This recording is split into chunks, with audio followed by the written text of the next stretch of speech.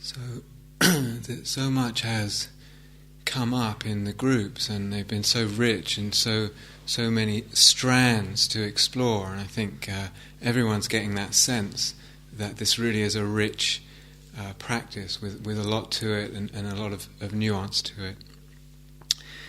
And that doing metta practice, we learn a lot. We learn an enormous amount about all kinds of different aspects of practice, of ourselves, of qualities of heart and mind. So I want to try to address at least some of that. The sort of sections of the talk, each one could easily be at least one talk by itself, but I want to just dip in quite a bit of detail in each one. I hope it doesn't feel like too much. It might be a bit long. I might just cut sections out. I'll see how we're all doing for energy. If it feels like a lot, and it feels like I'm just droning on, there are the tapes, and they usually repay repeated listenings. So sometimes there's a lot of information, don't get it all at once, and listen again. It's oh, okay.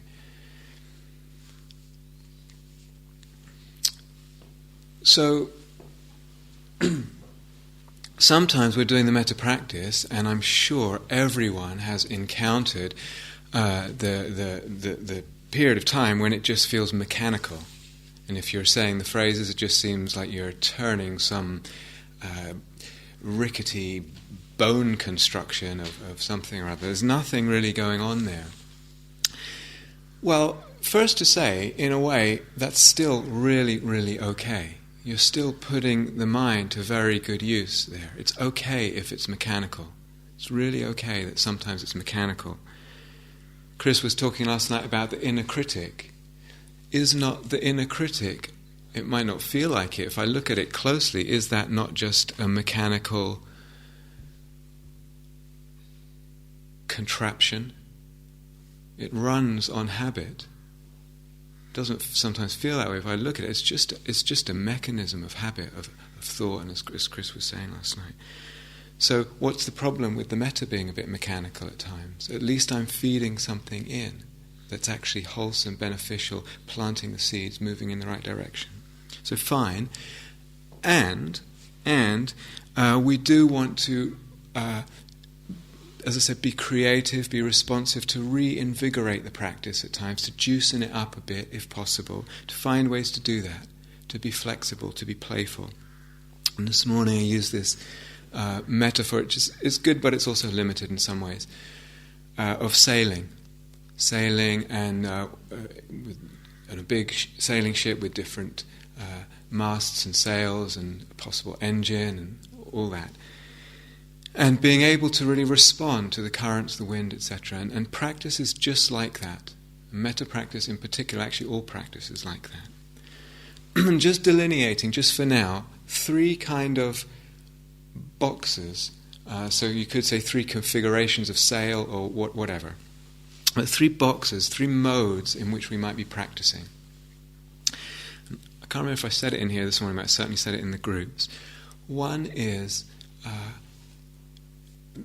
the whole being coming, more and more into a kind of harmonizing of the intention of metta and collecting and unifying around that, and not that much else happening. And just the sense with that of some degree of well-being beginning to emerge in the body, in the being. And so that in a way is mode 1. Mode 2 would be something difficult is coming up in the context of a metta practice. Perhaps sadness, perhaps anger, irritation, could be lots of things, perhaps body difficulty. And I'm acknowledging it and including it very much. I'm not pushing it away, I'm not ignoring it, but I'm sticking to my guns. I'm sticking to the helm, or whatever my job is as the sailor. And I'm staying with the metta practice. And in a way, it's like, yes, you're here, and I'm going to continue doing this. That's my strategy. Okay, number 2. Very, very powerful and important as well.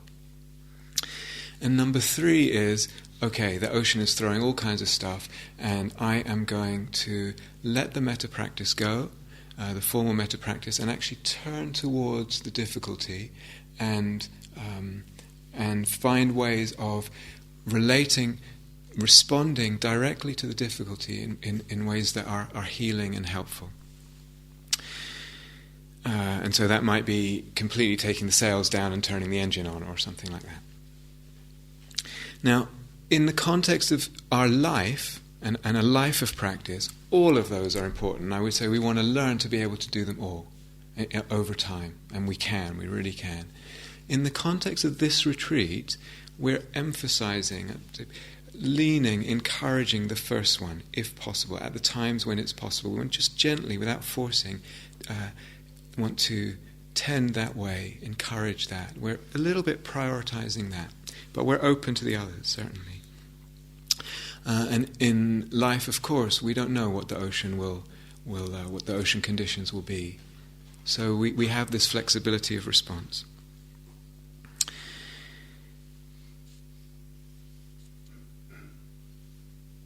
So if I ask myself in my life, what does it mean Chris was talking last night about self-love, what does it really mean in my life to care for myself, to nourish myself, as I was saying in the opening talk?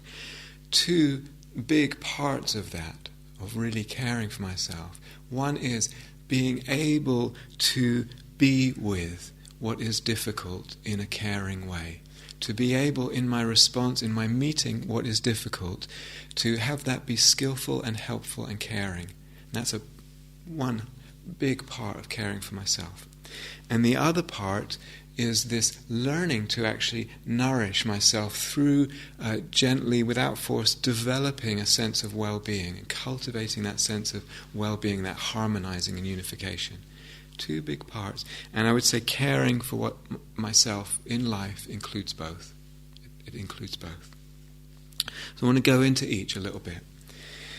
Start with the being with what's difficult. And the first thing I want to say is, this we can learn. This we can learn. I can learn in my life, absolutely, without question, to be with what is difficult. On a physical level, certainly, primarily tonight I want to talk about on an emotional level. And that I can learn all of it, but especially on an emotional level. It can feel like we're so challenged and so lost or overwhelmed in that realm of our emotional life. I can learn that. No question about it. I can learn how to be with it skillfully and helpfully and healingly.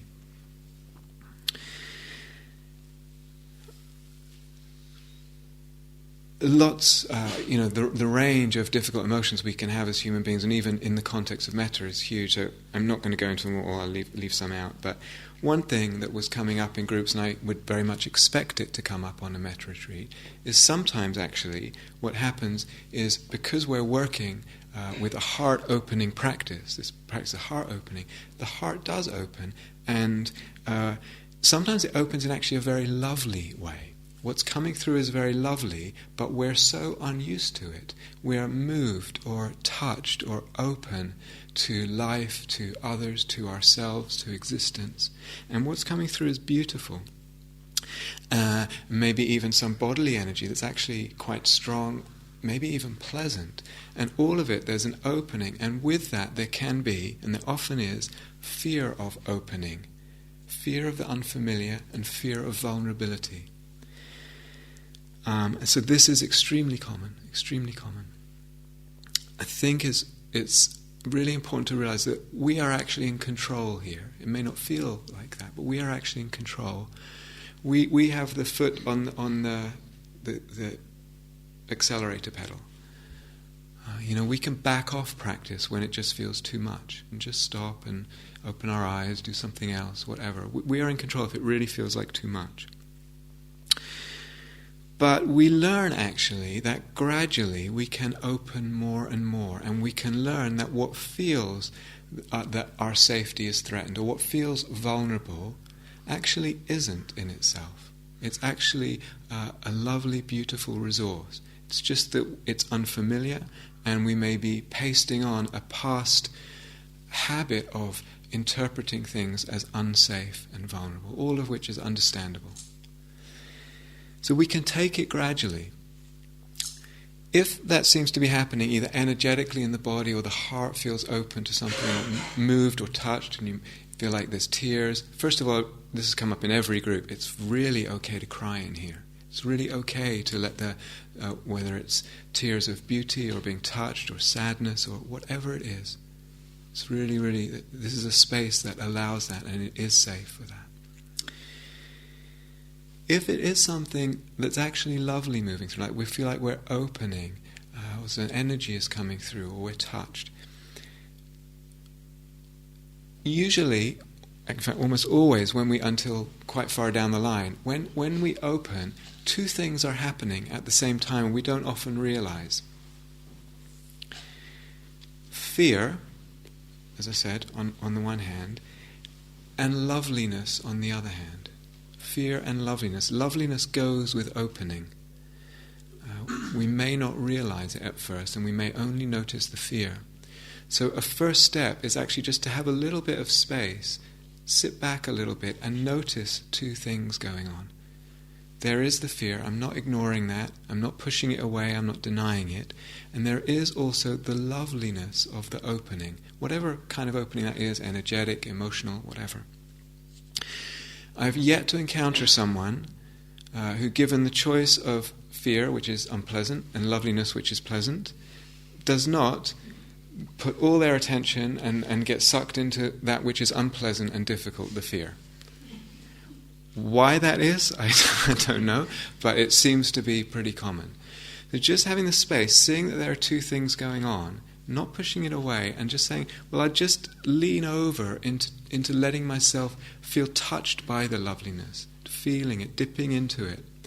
The very beauty, the very loveliness, the very feel of that in the body will reassure at a very deep, at a cellular level. And it's like, maybe I can relax into this a bit more.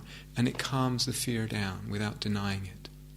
In time, one can completely abandon oneself into the opening, fearlessly, completely fearlessly.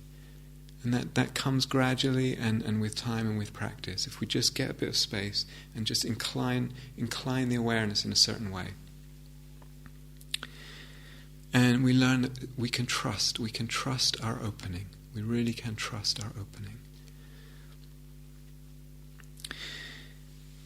So that's a possibility. It's also possible, and I'm sure some of you have encountered this, as I have in the past, that doing metta practice, what comes up is the exact opposite of metta. It's anger, irritation, aversion, judgmentalism, rage even. First time I did metta, 25 years ago, did my first exposure to metta, guided meditation, and I think steam was coming out of my ears. I was just completely full of rage. I'm sure this isn't supposed to be happening. And yet, who knows? It may well be part of the purification. Some people see it that way. It's sometimes also the case with more minor aversions, etc., that what's actually happening is in the context of metta and goodwill, the non-metta is being highlighted. It's standing out more. Like I'm looking for white, and so I see not white more. You understand? Gets highlighted. It's not actually that it's happening more. And the Camille kind, a lot of resistance. Resistance is a form of aversion. So all this can be there.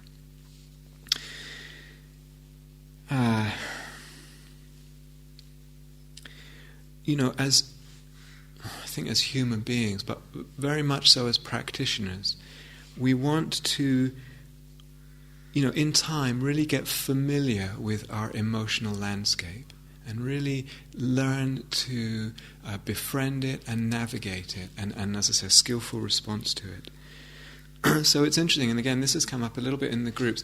Sometimes what's opening in a person is actually feeling moved and touched, and yet because there isn't so much familiarity with the inner emotional environment, one isn't sure, is it unhappiness, or is it sadness, or is it that I'm moved?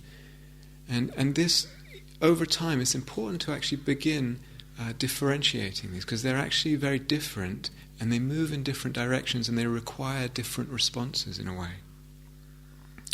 So sometimes one person just gets an intensity of feeling and assumes that it must be something negative. And maybe it's not. Maybe it's something beautiful wanting to open. So this takes time, this learning to navigate, to know our inner emotional landscape. I think it takes time, it really, for most people, because we are not really taught it unless you had a very deeply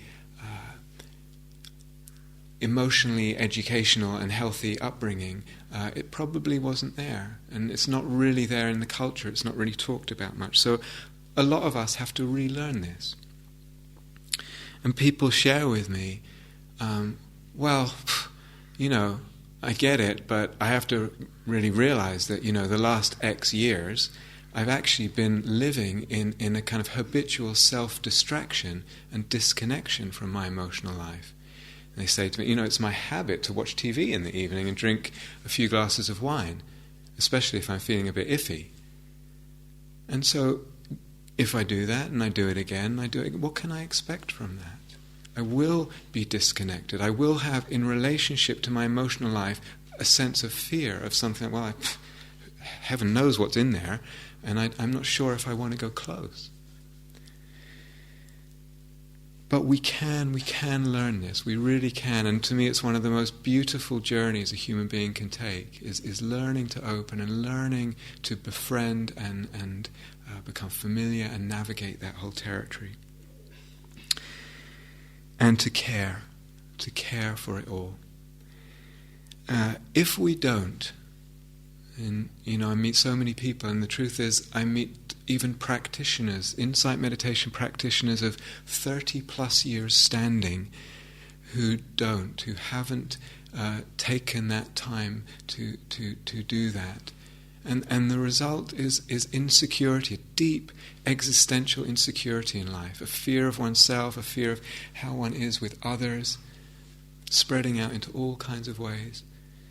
And it is possible, and if we do it, the opposite. Freedom comes, confidence comes, grounding comes, opening comes, joy, lightness, unburdening. And this really, really, really is available to us. So, in all of that, a big question is, how am I responding when something difficult comes up, emotionally?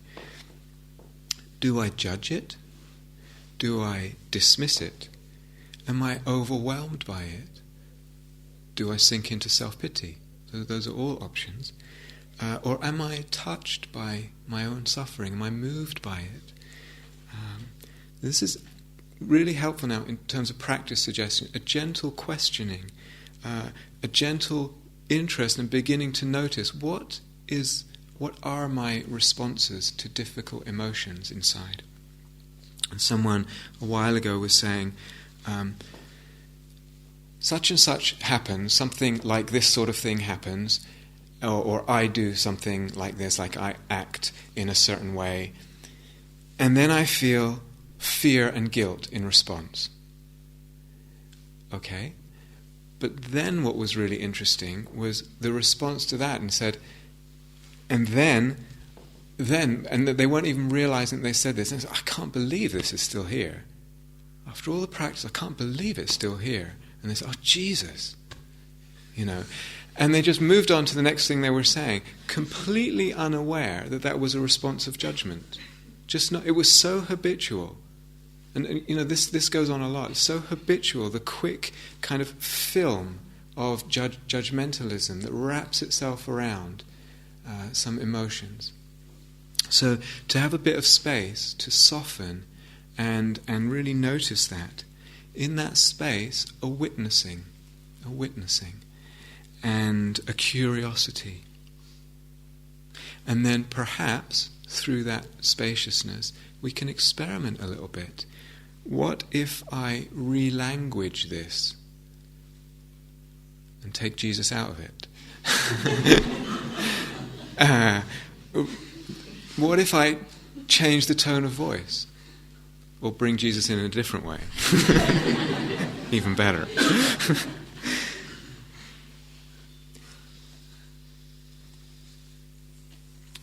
So what we want to move towards, and this is all practice, I'm really talking about practice suggestions, practice experiments, a very practical talk. We want the response, as I said, to move towards that healing and helpful. Healing and helpful. Now there's a lot of subtlety and art to this. What can I do to encourage healing and helpful responses to that which is difficult emotionally? So I can say, just be mindful of it, but that's kind of, there's more to it. It's more subtle than that. If my being with, or a question, sometimes we can ask, as I'm with something difficult and I'm mindful of it or I'm being with it, sometimes you can drop a question in. Is my being with right now, is it helping or not? And you actually get a sense of my being with. It seems to be digging a hole deeper, or I'm getting more tight around it, more upset or something. Or actually, does it have a sense of easing something and allowing a bit of space and perhaps peace or soothingness or holding something in a certain way? So we want to be monitoring our mindfulness or being with and just seeing, how is it? Is it moving in the right direction or not? So I can respond. Now, it's come up several times. Sometimes I say, or Chris would say, or I would say, or we say in a group, and we said, sadness is coming up. Can you hold it? Can you cradle it and make this kind of gesture and kind of give it space, and or like this, like cradling a baby? Can you hold it? Can you surround it in warmth, in kindness, in love? It's like, here's this dark, sharp stone of the pain, and around it is warm or cool, however you like, gentle waters lapping up against. I'm including the awareness of the sharp, dark, nasty thing, and around it I'm a bit more spacious and I'm putting something else around it. Is that possible? I call it sometimes poached egg mindfulness. It's the Buddha's.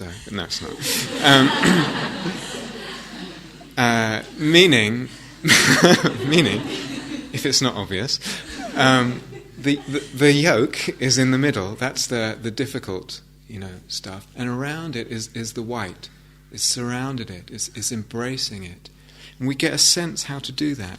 Now, sometimes I can just suggest that to a person, and immediately they get a sense of it. It's just something, they just get a sense immediately, and off they go. Great. But also, sometimes a person in that moment cannot do that. They just can't make that happen. It's not accessible to them. So if that's the case, how might I move towards being more able to? So I've got a bit of a list here, 7 suggestions. And as I say, it's a lot, but you got the tape. I'm serious. First one. It's okay. Just repeating to yourself quietly, it's okay. Internalizing the voice of it's okay. This, whatever is going on, it's okay. Just dropping that in a gentle tone of voice. Whatever I drop into consciousness will ripple out and have an effect. It's just kind of, as Chris was talking about last night, reparenting ourselves, self-parenting. It's okay. It's okay. And dropping that in, even if it feels like it's not blooming well okay, and stop pretending that. Try dropping it in anyway. Sometimes, funnily enough, we're in the middle of intense suffering and we're so caught up in our reactivity. This is number 2. We're so caught up in our reactivity that we don't actually feel it consciously as suffering. I mean, you would say, is it suffering? Of course it's suffering. Ridiculous. Of course it's suffering. We know that. But it's almost like deliberately having a bit of space from our reactions and feeling, oh, this is suffering. This is suffering. And sensing the actual suffering in it. Having some space and feeling the suffering in it. And that can allow a natural response of compassion. Sometimes it's helpful to more personalize it. This is my suffering, and making it, oh, this is my life and my suffering, and bringing a sense of really holding oneself in response. That was number 3. Number 4 is the opposite. And it was interesting, for many years when I lived in Boston, I was part of a class for for insight meditation class, and an ongoing class. I'm very lucky to be part of that. And one of the exercises for a whole week, a sort of homework, we took it home, was when there's suffering comes up, whatever it is, however it is, physical, emotional, whatever. Tonight I'm talking mostly about emotional, but in that moment, be aware of it, and then reflect that someone, somewhere, maybe even right now, is going through something very similar. We tend to think, consciously or oftentimes unconsciously, somehow I'm alone in this. I'm alone with this particular kind of pain. And it's actually almost never true. It's almost never true. So deliberately bringing that in, a sense of widening the awareness to say, whatever this particular constellation is, I may be so used to it, it feels like just me, different from everybody else. Just someone else somewhere, maybe even right now, is going through something very similar. And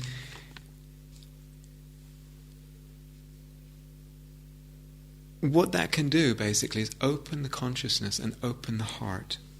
And when the heart opens and when the consciousness opens, automatically, inevitably, the suffering gets less. Heart opens, consciousness opens, suffering less. Heart closes, consciousness closes, suffering more. This is a law of consciousness. It's a law of the heart. Oftentimes, unfortunately, when we suffer, our heart closes. This is partly why I'm talking about all this tonight. But we can actually do things deliberately that create the opposite. See what happens. Experiment with this stuff, if you would like.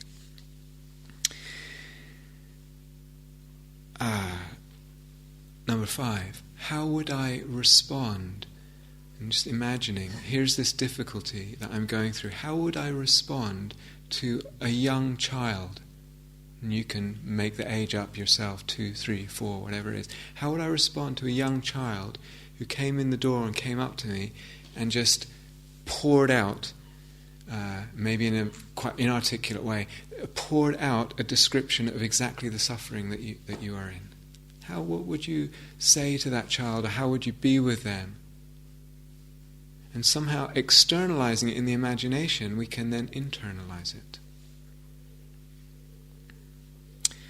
Number 6. I've lost count. I think it's number 6. When the heart softens, the body softens. When the heart softens, a lot of other stuff softens too. And one of the other things that soften is the body. Heart softens, body softens. Causality often works both ways in the inner workings of being. In other words, heart softens leads to body softening. Body softening can lead to heart softening. So sometimes just focusing on softening the body, even if it feels like stone and the heart feels like stone, just softening the body around what's going on, softening the muscles, softening the belly, over and over again, softening the body, can allow the heart to soften too. When the heart is softer, it's more open, and the whole thing is held in more healing and more space. So with all of these, somehow I need to find a vantage point of spaciousness and strength. Spaciousness and strength. Somehow I need to encourage. There's many more possibilities than these 7 that I'm talking about. 7th one, to gently inquire without judging, without forcing, what is it that's preventing me from surrounding this with love, from cradling it, from holding it in this way? I can't seem to access it. What is it that's maybe preventing me? I'm curious in that. Now, usually it's something like judging. I'm judging the presence of this difficult emotion. It shouldn't be here. Or I take it to mean something, perhaps about existence, more often about myself. It believes something. I believe something about myself. A self-view is crystallized, which is usually very constricting and very unpleasant. Self-view. That's enough to just block the whole self-love. Or I believe that it will go on forever. And that view again, will usually lead to constriction and blocking. Shame is part of self-view as well. Fear of the emotion, that's enough to block the love. All of this is normal, perhaps, but it's actually good to expose it a little bit. Sometimes, in fact often, there's a kind of forcing in relationship to the emotion. We get impatient. And I was just working with someone the other day who didn't realize that impatience was there until she said, right, I'm going to sit all night with this. And then it's like, it doesn't matter how long it lasts, and then suddenly it disappeared, the whole thing. Why? Hadn't realized that the whole thing was being supported by an impatience. So oftentimes we actually don't notice these secondary reactions, judging, fear, impatience, etc.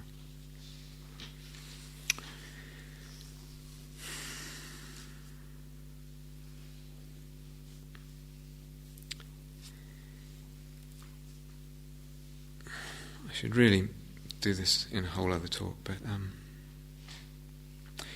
with emotions, there's different levels of the way we can relate to emotions. So sometimes with emotions there's a whole story. There's a whole story that goes with it. And it's good to be able to relate at that level of story. But there's also the very bare physical aspect of what's going on. Have sadness, and how does it feel perhaps right here, or right here, or right here? The very bare, perhaps unpleasantness or heaviness or something in the body. We call that the physical sensations of what's going on. Both these levels are important. They're both really important, and to be able to move between these levels. So sometimes we get locked into a certain story around a certain emotion. Someone was telling me a little while ago, the story was of being unlovable. The feeling felt like of being, difficult emotion going into it, and the feeling was, I'm unlovable. And there was a story with that, a lifelong story with that. And yet, as they sat with it a bit spaciously, with this sense, actually, well, hold on, it's beginning to shift. And the feeling of unlovableness turned into a feeling of actually realizing that they were feeling concern for someone that they loved. Quite different, that the thing just opens. Stories are malleable, and they're amenable to different ways of looking at them. I can reshape the story. I can see it from a different angle. If I then have the option in working with this of just tuning in when there's a difficult emotion to a much, much simpler level, a much, much simpler strata of the experience, which is just the physical. The physical may be unpleasant. There's just this tightness in the chest, and I'm just aware of that, much simpler. And then in that modality, the art is allowing this physical unpleasantness to be there, just like that, just opening the fist and allowing it to be unpleasant moment to moment. And that brings a sense of healing, a sense of helpful quality and freedom too. Oftentimes, people are afraid of dwelling too long at that simple level, lest they lose the meaning of the whole narrative level, and the whole kind of attachment to the story, etc. And a sense of maybe I'll lose the meaning in my life. Do you understand what I mean by this?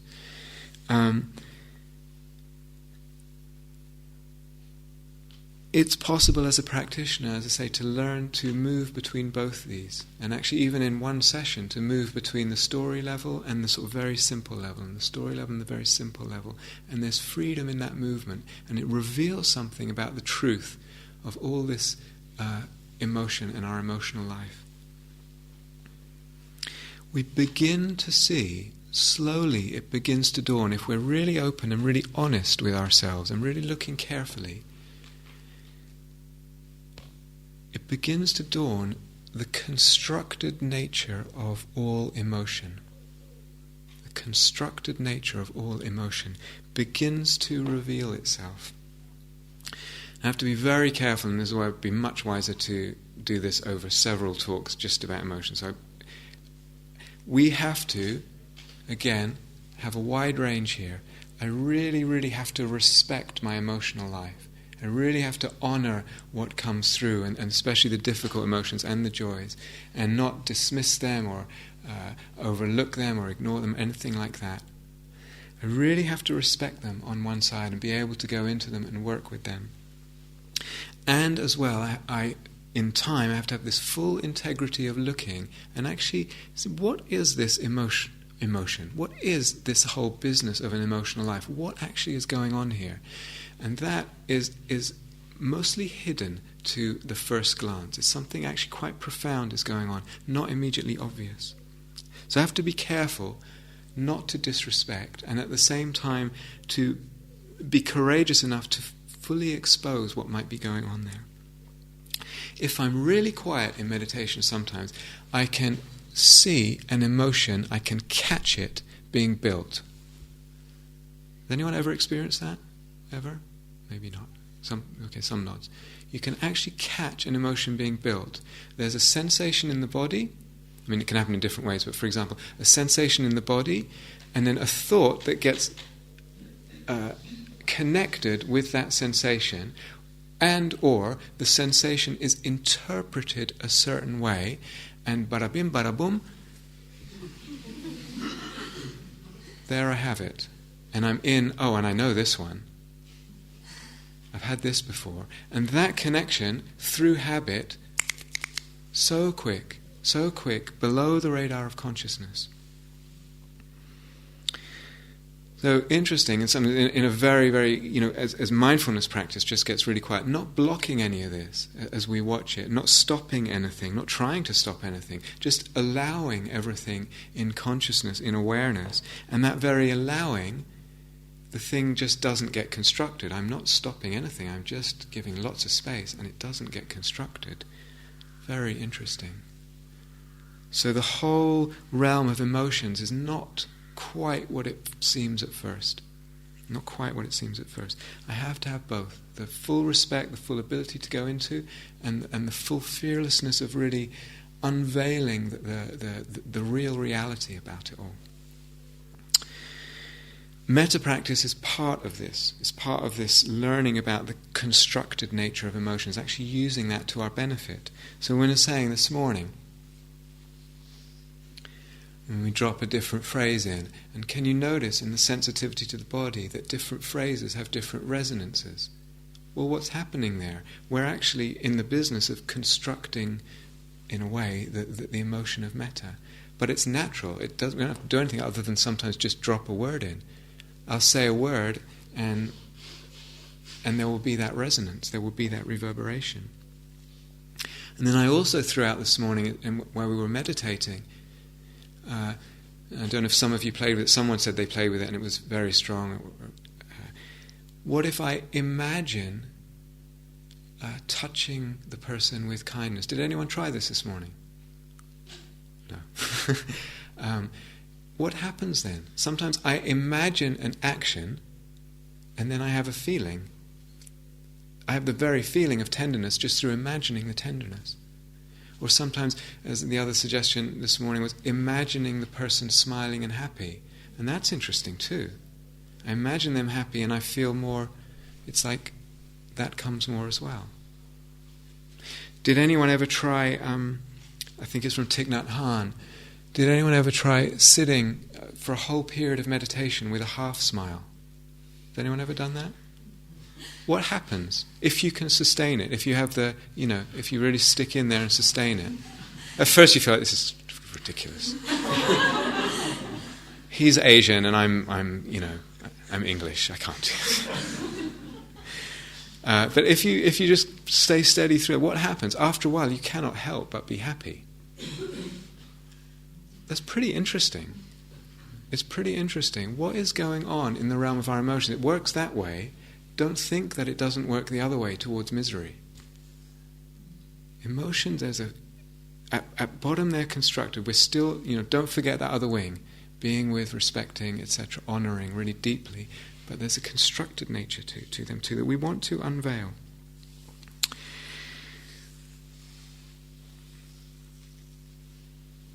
I would say I don't fully understand my emotional life unless I can be with the emotions and really respect them in that way and find ways to be with them in that way, and I understand their fabricated nature, their constructed nature. Until I've seen that, and both of those, I don't fully understand what it is to be a human being in the world of the emotions.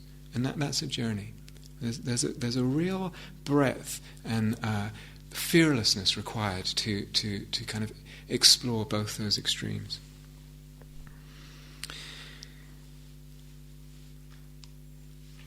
Okay.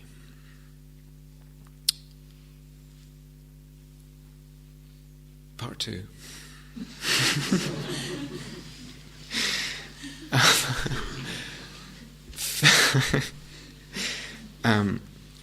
Feeding the metta, nourishing the well-being, as I said, more moving towards that sense of harmonizing and unification and kind of developing that, which is a nourishment for ourselves, going right back to the opening talk.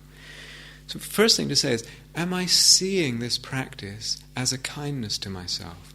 Because so easily in practice it becomes an arena for self-measurement. It's like, am I doing it well? Am I doing it right? Well, am I doing it not good enough? And I'm just measuring myself.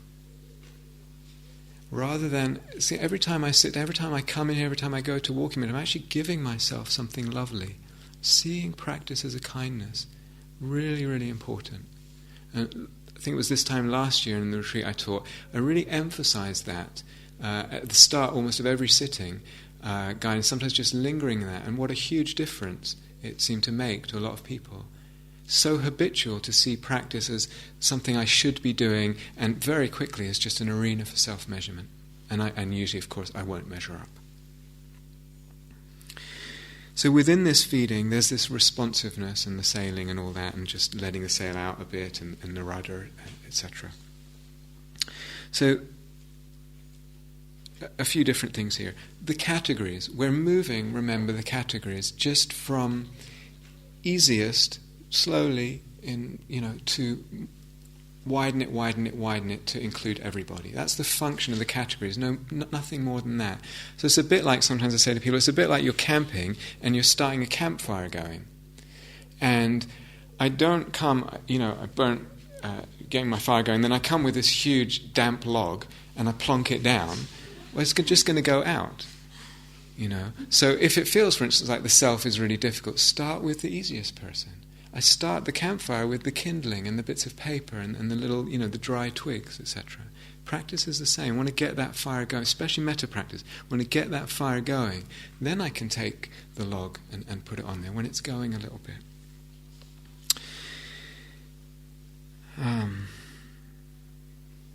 Okay, I'll leave some other stuff out.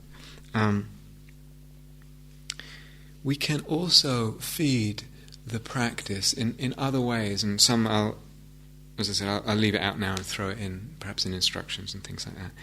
But one quality that feeds metta practice, that feeds love, is wonder. And sometimes it's so easy to get swept up in the pressures and the busyness and the sort of hassles of life, or even on retreat, when there is actually quite a lot of space, and miss the wonder of our existence. And there's all kinds of wonder in our existence if I let myself tune into it and open to it. So I found this lovely thing the other day. Well, actually I've had it for a while, but just uncovered it again the other day. It's from, does anyone know who Paul Hawken is? He's an environmentalist and writer and entrepreneur and things, and he gave a fabulous lecture to a bunch of graduating students in the States, and this is part of it. So this is wonder from biological reflection on biology, etc. And to just notice what happens when you hear this. To me, it speaks to me just on a biological level. The first living cell came into being nearly 40 million centuries ago. And its direct descendants are in all of our bloodstreams. Literally, you are breathing molecules this very second that were inhaled by Moses, Mother Teresa, and Wayne Rooney. He didn't say that, but He probably doesn't know who Wayne Rooney is, but anyway.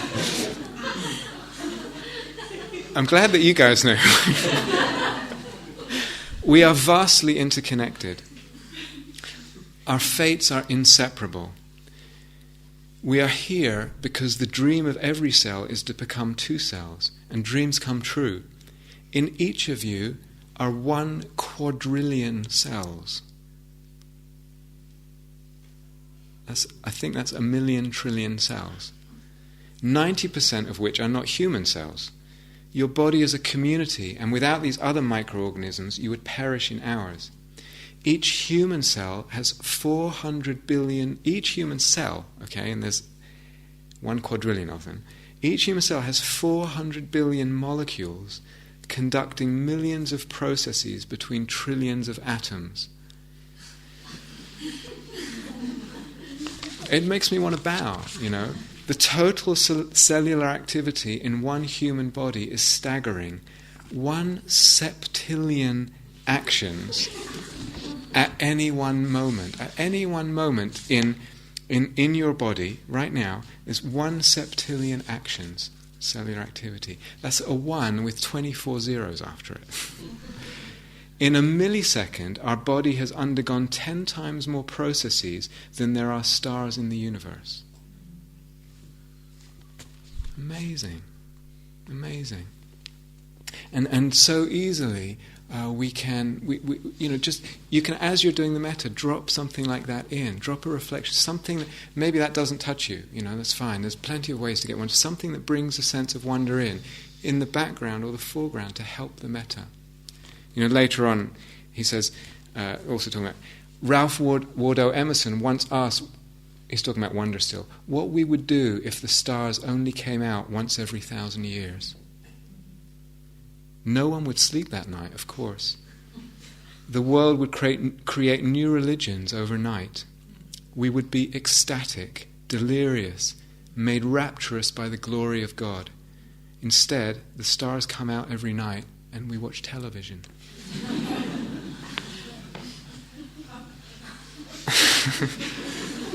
Okay, so wonder and Wayne Rooney, and but these are the sort of things. As we get more familiar with the metta practice, it actually becomes. I'll talk more about this as we go on. And if this was a longer retreat, we'd start to do a lot of this. You can actually start bringing in other reflections and factors in the background that really start kind of turbocharging the whole thing. Another quality is spaciousness. Okay, spaciousness.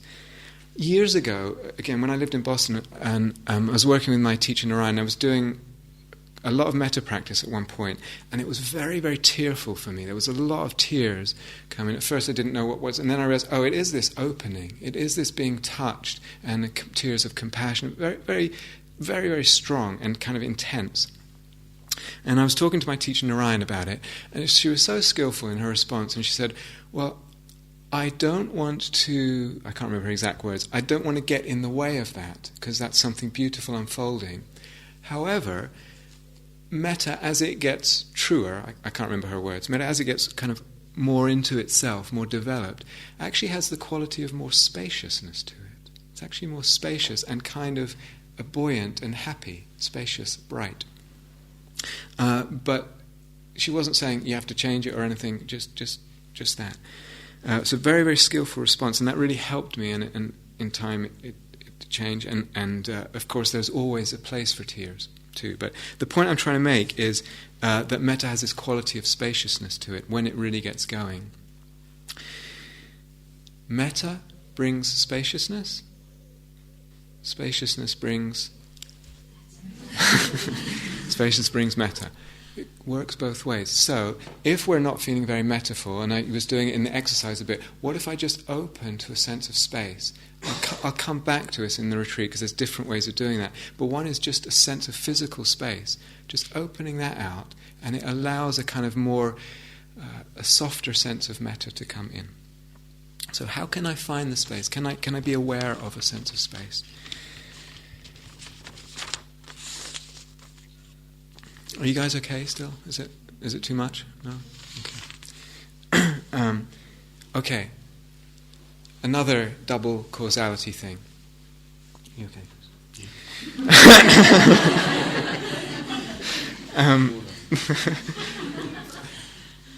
When there is any mind state, there is always with it a bodily corollary reverberation. In other words, the body reflects the mind state. Okay.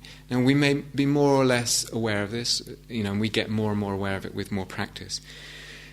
But with any mind state, there's the body sense feels a certain way. The body perception also feels a way. The body feeling feels a certain way. With anger, the body feels a certain way, contracted and hot, etc., and unpleasant.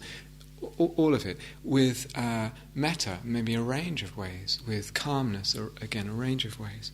So if it works that way, it can work the other way too. So this is partly why I've been saying this thing about body, body, body.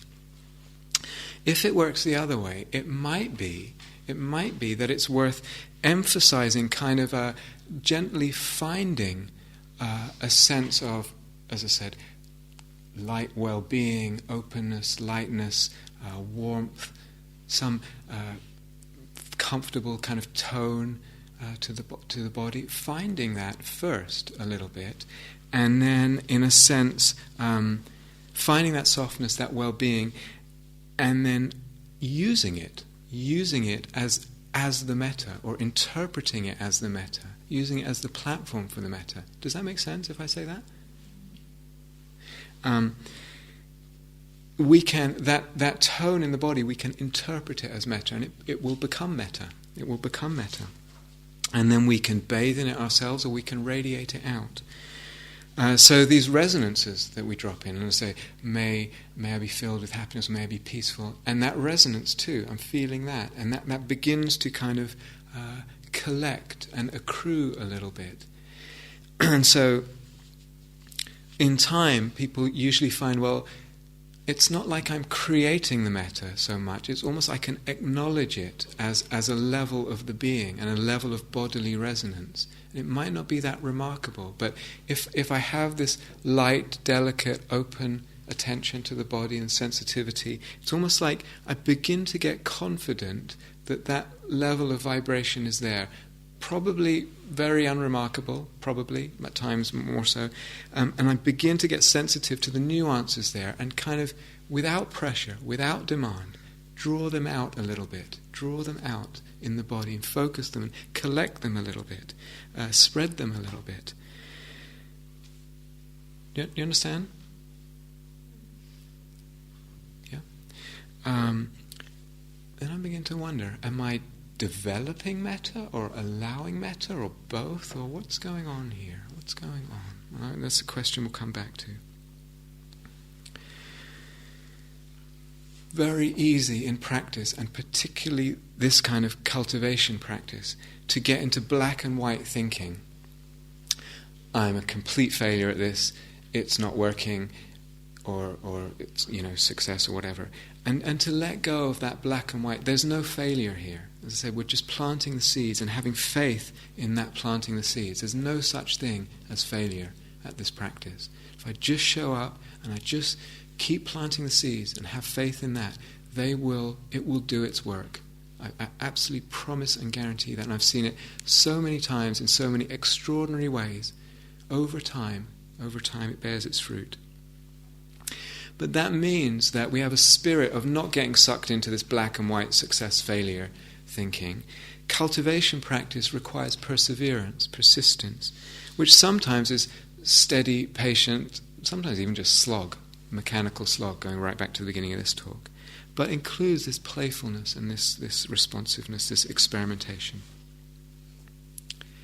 Part of what we're developing through all of this is what we call samadhi. There's another Pali word, S-A-M-A-D-H-I. Usually it gets translated as concentration. So metta is a concentration practice. I'm concentrating on the phrase, I'm concentrating on the feeling, or whatever it is. I prefer, as I said at some point, the word unification. The body and the mind and the heart and the being is becoming unified, collected, harmonized. there's calmness in that collection, but also energy. It's an energized calmness. In that is very nourishing, as going right back to the beginning, opening talk, and we're not dissipating energy as we usually do. We fritter energy with worry and thoughts and yesterday and tomorrow and this and that and what do they think and we're not dissipating. The whole system can start to gather energy in a state of harmony, and that's incredibly healing at every level of the being. It's incredibly healing for the whole system, and brings with it clarity in terms of choices and all kinds of things. With all this, through all this, everything that I've talked about, I begin to understand deeply, this coin slowly starts to drop deeply, the incredibly malleable nature of the heart and mind. All of this leads to that inescapable conclusion, an actual useful fact, something we can really use, the incredibly malleable nature of the heart and mind. And with that, how much our well-being is dependent on the heart and mind, and what's in the heart and mind. And with those two, how central is the role of intention. And this was it, plant the seeds of intention, trust that. Doesn't seem remarkable when we're working on that level, but we're doing something incredibly powerful and deep in the realm of our consciousness. Intentions are central. What am I investing in my life? What am I investing in? It's the intentions that embody my investment, and I'm investing in intentions. So, some time ago, a person was talking with them, and they had a job interview coming up, and of course the recession is on and everything. And they were thinking about it, and they actually didn't want this job. It wasn't something that they really wanted to move into for different reasons. But there was this pull, and the sense of financial insecurity, etc. And we were talking and sort of suggesting, well, are you aware of the different intentions operating as you move towards this interview, and maybe you will take it or whatever? So sometimes with intentions or with decisions or events, we're very focused on the outcomes. What will come of this? I go to this interview, I'm nervous, they're testing me, and will I measure up, etc. And I'm focused on the outcome. Will I get the job? Will it turn out positively? And that's very normal, of course. But a whole different perspective on the whole experience is in choosing, in approaching this interview and in choosing whether or not I would take the job if they offered it to me. So lots of different movements inside. What intentions am I feeding through my decisions and my choices? What intentions in myself am I feeding? The first one, outcomes, that's actually inherently uncertain. I don't know if I'm going to get the job. I don't know if I get the job and then I get fired after when they've really find out how lousy I am at administration or whatever it is. I don't know if the company goes under. I don't know. Actually, outcomes are quite uncertain, interestingly. Much, much more certain is the huge effect, usually unnoticed, of investment in intention on my consciousness and the whole unfolding of my existence that comes out of that. So there are intentions, and floating around with all this, there are thoughts and emotions and perception. So in this case, there's a thought. One of them was financial insecurity, which brings with it a certain thought, brings with it a certain emotion, a certain perception of the whole sort of field, the whole situation at this time. And then there are certain actions. Thoughts, emotions, perceptions, actions. And habits, and how much of all that is habit. And all these things feed each other. So if there's a habit of a thought of financial insecurity, and for this person there actually was, and she was conscious of it, that was her habit, despite actually being relatively well off and having really being okay financially in terms of what was in the bank and realizing this consciously, she recognized that she had a habit of feeling financially insecure. See, that's the thought. It colors the perception. That's how I perceive the situation. I have an emotion with that thought. The whole thing gets colored more. And then I act out of that in response to that perception and the inner pressure of the emotion. And all of that reinforces the perception reinforces the emotion reinforces the perception, the thought reinforces both the perception and the emotion, the action reinforces everything, and the whole thing just gets solidified. And what happens, to quote the Buddha, the character gets hardened. The character gets hardened along certain rigid lines. So this is our life, this is what happens to us. And there's a lot of research recently about neuroplasticity, if you're into this kind of thing. Actually, how certain kind of... the brain is very plastic, same thing that I'm saying. The mind is very malleable. I don't know so much about the brain and whatever, but the mind is very malleable. I keep thinking a certain thing, I perceive a certain way, I act in a certain way, and certain neural pathways apparently get rigidified. And that's the groove of the whole consciousness, the whole brain. But it remains plastic till the day we die. It remains malleable. But when it gets hardened, if I'm not careful, it gets hardened into a certain perception and then a certain tendency to certain kinds of actions. And what happens with that? Less freedom. Just the nature of it getting constricted that way means less freedom of choice. And if the thoughts and the emotions are built on fear, etc., less happiness. Less possible for happiness to find the space to reveal itself in that kind of environment when certain thoughts, certain emotions are around.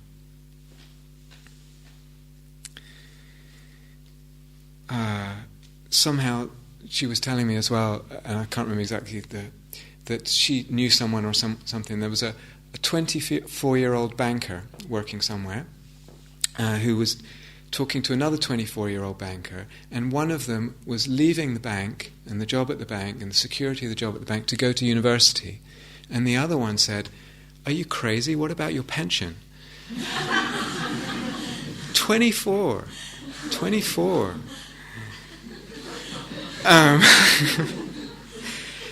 The question is, do I know the consequences of the intentions that I'm investing in?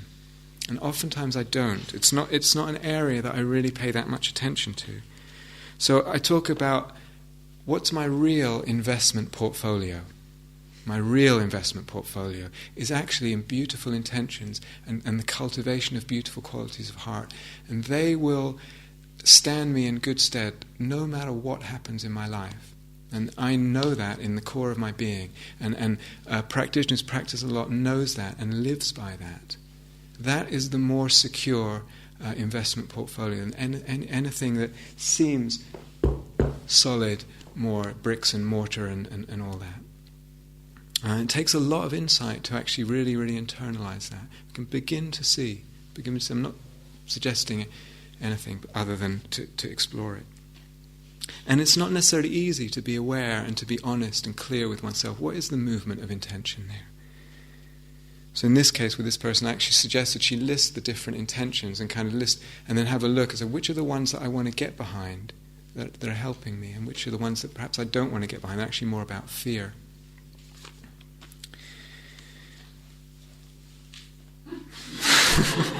You still okay? Little bit longer? Or had enough? A little bit longer? Yeah, okay.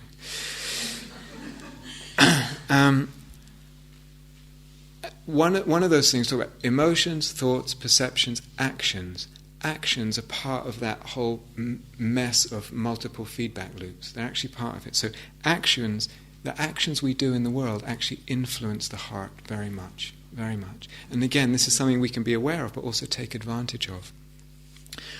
So loving actions, actions of generosity, even when I'm not feeling it, bring in time, maybe right then, but oftentimes right then, but sometimes bring in time, bring that loving feeling. The feeling, we tend to think, no, first I have the feeling, then I have the action. Actions come out of feeling. Actually, again, it works the other way. I'll act some way and nourish a feeling that way. So I don't have to feel generous to act generously. I don't have to feel kind or loving to act kind and loving. Really, really important. I will be feeding the heart by acting in a certain way. Now I can do that, we can do that in very small ways, and they're really important not to overlook the very small ways every day we can feed the beauty of the beautiful streams of intention. And of course big ways, massive ways, at times, but not to overlook the small. I read something recently, and I'd like to share it. It's not that short, but I hope you guys are okay. So feel free to move and stuff. This is an example of, as I said, the small is actually more where the action is. Funnily enough, there's more transformation through small. But this is an example of big. I'll read you something, and I'm not at all suggesting that anyone follows this particular line of action. I'm not saying you shouldn't, but it's quite unique, you'll hear. Not the specifics of the action, it's more the spirit of it and the insight that's being shared. So does anyone know who Roz Savage is? She is attempting to become the first woman to row solo across the Pacific. Okay, so I'll read you this. I hope it's okay. I was very, very touched by this. And while you're listening, I'm not going to translate it, so I hope it's fairly clear, a lot of the stuff that I've been talking about regarding meditation practice, but regarding bigger life stuff as well, in terms of intentions and all of that, and nourishment. Several years ago, Roz Savage was a successful management consultant with a regular income, a home, husband, and little red sports car. Now all that is gone, and as you read this, she is alone in a rowing boat in the middle of the ocean. The change began when Roz, feeling unfulfilled, sat down to write 2 versions of her own obituary, the one she wanted and the one she was heading for. As I wrote my dream obituary, I felt excited and energized, she says, and my pen raced across the paper. Then, writing the obituary based on her life as it was, the pen slowed. It was a nice enough life, but not what I wanted. After half a page, I got bored and gave up. It was a huge wake-up call for Roz, who little by little began to shed the trappings of her life and realign it more with her values. I pared life down to the basics, to find out what really mattered to me, to see what was left when I was defined by who I was, not what I owned. Roz felt like she was making progress, but, quote, but I was like a carpenter with new tools and no wood to work on, she recalls. I needed a project, and so I decided to row the Atlantic. As you do.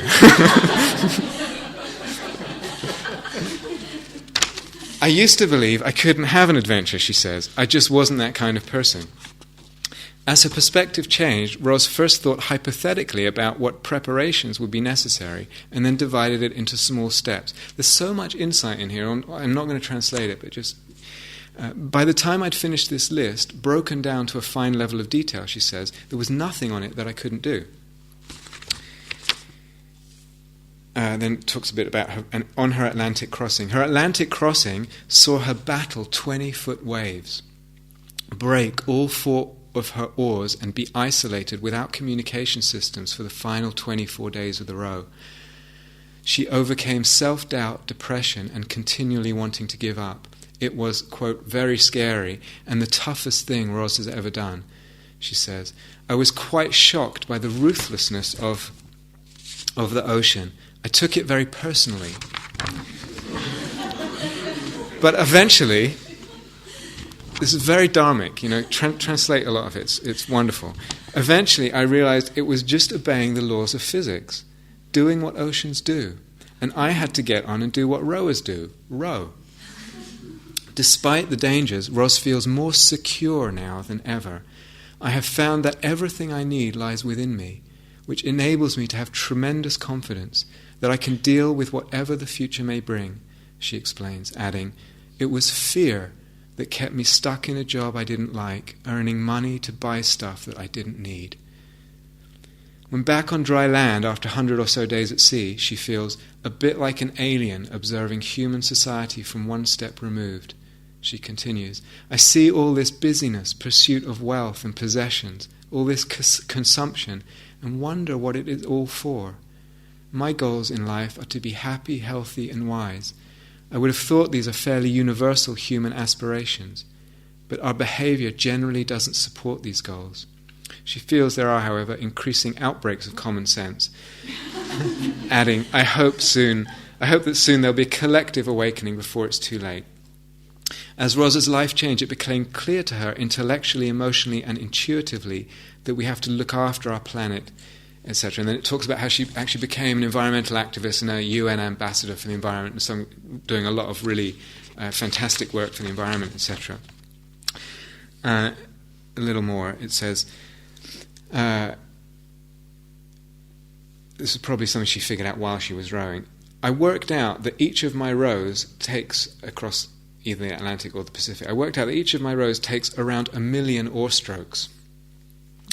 One stroke doesn't get me far, but 1 million gets me across wide expanses of ocean. I don't need to translate that, right? We've got into this environmental mess mostly through the accumulation of billions of short-sighted decisions that we each made day after day, she says. And so if we start acting with a sense of individual responsibility for the future, we can still turn this around. She talks about just little steps can actually ripple out and make a difference. And the final reflection, she just says, I tell myself that if I'm never pushed outside of my comfort zone, then I'm not growing. I'm showing what an ordinary person can do when they put their heart and mind and soul to it. I found it really, really beautiful when I read it, and just really, really inspiring and touching. So, as I said, just to end now, we begin to understand the incredible malleability of the heart and the mind, and how much our happiness depends on what's in the heart and the mind, how much the intentionality and the investment in intentionality is wrapped up with that. And I learn to navigate the metta, to navigate this practice in whichever form, and slowly my confidence grows, and I really get a sense of what's possible here. And I have faith in the metta. And that inner critic habit that Chris was talking about last night, it can change. I change it. It changes. In fact, all the patterns can begin to change. Really, really possible. And I begin to trust the metta more. I trust the metta more. More than my negativity. More even than my difficulty. I trust that. And so sometimes we assume that the negative and the difficult is somehow more real. It's a very common assumption. This difficult emotion must somehow be more real. So we respect it, but actually I really want to investigate that question. It turns out that love is less constructed than the difficult. The less we construct, the more love comes. We're going to revisit this.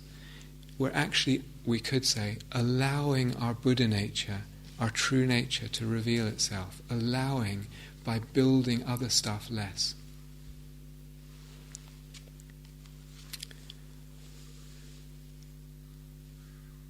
Okay. So shall we have a quiet moment or two together?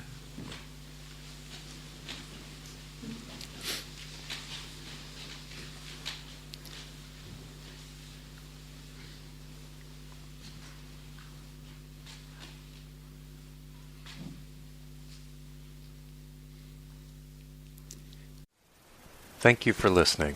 To learn how you can support the teachers and Dharma Seed, please visit dharmaseed.org.